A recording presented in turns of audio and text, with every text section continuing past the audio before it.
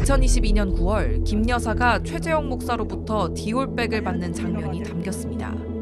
300만 원 상당의 가방이었고 김 여사는 청탁금지법 위반 등으로 검찰에 고발됐습니다. 300만 원 상당의 명품 가방을 건네면서 몰래 영상을 촬영했습니다.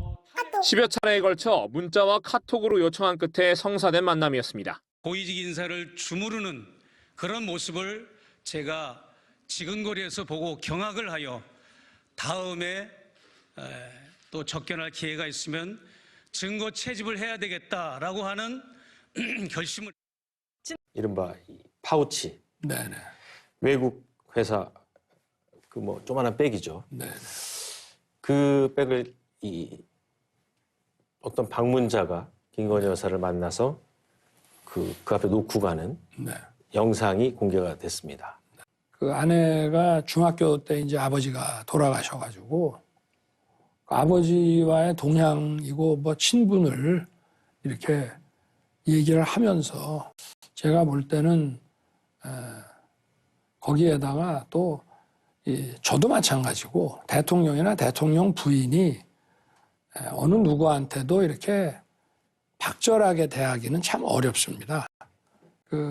관저에 있지 않고 이렇게 사저에 있으면서 또 지하 사무실도 있고 하다 보니까 자꾸 오겠다고 하고 해서 제가 보기에는 좀 그거를 매정하게 좀 끊지 못한 것이 어떤 문제라는 문제고 좀 아쉽지 않았나 생각이 되는데, 그렇지만 저한테 만약에 미리 이런 상황을 얘기를 했더라면은 조금 더, 저는 아직도 이 26년간 그 사정 업무에 종사했던 그 DNA가 아직도 남아있기 때문에 네. 저라면은 조금 더 좀 단호하게 대했을 텐데나, 하여튼 앞으로는 지금은 이제 관저에 가서 그런 것이 잘 관리될 뿐만이 아니라 조금 더 하여튼 선을 분명하게 국민들께서 하여튼 여기에 대해서 좀 오해하거나 불안해하시거나 걱정 끼치는 일이 없도록 하여튼 그런 부분들은 분명하게, 시계에다가 이런 몰카까지 들고 와서 이런 걸 했기 때문에 공작이죠.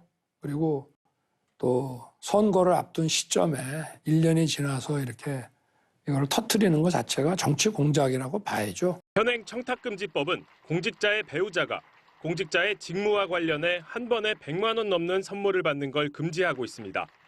해당 가방이 300만 원이라고 밝혔습니다.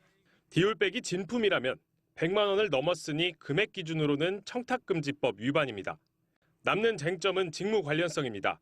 최 목사는 자신이 통일 정책에 영향을 미치기 위해 선물했다고 주장했습니다. 대통령의 직무 범위를 어떻게 보냐에 따라 해석이 엇갈릴 수 있습니다. 검찰은 직무 관련성이 어떻든 간에 디올백을 받은 김 여사를 법리적으로는 처벌하기 어렵다는 잠정 결론을 내린 것으로 알려졌습니다. 공직자의 배우자는 고가의 선물을 받아도 처벌 조항이 없기 때문입니다. 선물을 준 쪽만 처벌합니다. 3년 이하의 징역 또는 3천만 원 이하의 벌금형을 받을 수 있습니다. 다만 이 경우에도 윤석열 대통령의 청탁금지법 위반 여부는 또 다른 쟁점입니다. 배우자의 고가 선물 수수 사실을 알고도 신고하지 않고 돌려주지도 않았다면 처벌 대상입니다. 작년 12월 서울의 소리는 김 여사와 윤 대통령을 검찰에 고발했습니다. 100만 원 이상 금품을 받지 못하도록 한 청탁금지법 위반이라는 겁니다. 고발 5달 만에 이원석 검찰총장이 수사팀에 신속한 수사를 지시한 것으로 확인됐습니다. 어제 서울중앙지검장이 총장에게 주례 보고를 하는 자리에서 이 총장이 송경호 지검장에게 직접 지시했습니다. 사건을 갖고 있던 서울중앙지검 형사 1부에 검사 3명의 전담 수사 인력을 추가로 배정하고 고발인인 서울의 소리 측과 소환 날짜를 조율하고 있습니다.